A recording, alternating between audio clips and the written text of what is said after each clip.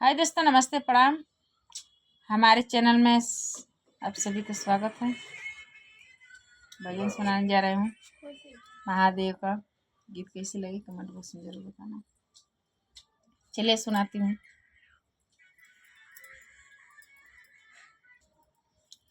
झन झन घंटा बाजे बाजला डमरुआ, मतयवते रहलेना, हम तयवते रहलेना।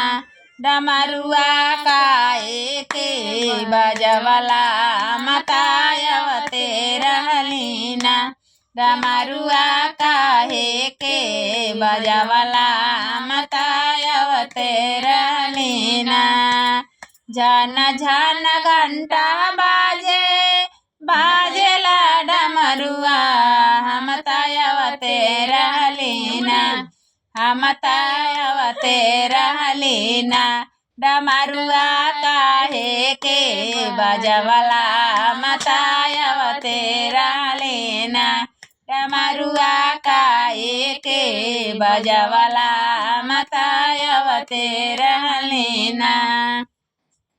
अरे फूला लोढ़ गईली हो ओही माली बगिया, हम तयवते रहलेना, हम तयवते रहलेना।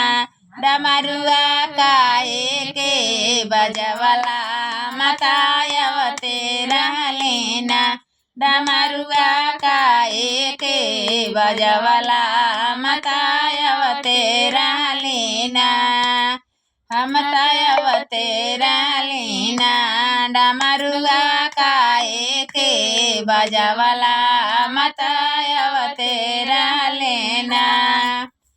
अरे पूजा कर गईली हो ओही शिव मंदिरवा, हम तयवते रहलेना, हम तयवते रहलेना। डमरुआ काहे के बजवला, हम तयवते रहलेना। डमरुआ काहे के बजवला, हम तयवते रहलेना। अरे झन झन घंटा बाजे बाजेला डमरुआ, हम तयवते रहलेना, हम तयवते रहलेना। डमरुआ काहे के बजवला, मतयवते रहलेना। डमरुआ काहे के बजवला, मतयवते रहलेना। अरे सीजता मोरहली हो राम रसैया, हम तयवते रहलेना, हम तयवते रहलेना। डमरुआ काहे के बजवला, मतयवते रहलेना। डमरुआ काहे के बजवला, मतयवते रहलेना। झन झन घंटा बाजे बाजेला डमरुआ, हम तयवते रहलेना, हम तयवते रहलेना।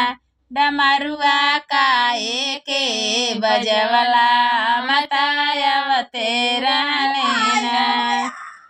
हमारे गीत कैसे लगी कमेंट बॉक्स में जरूर बताना आप लोग।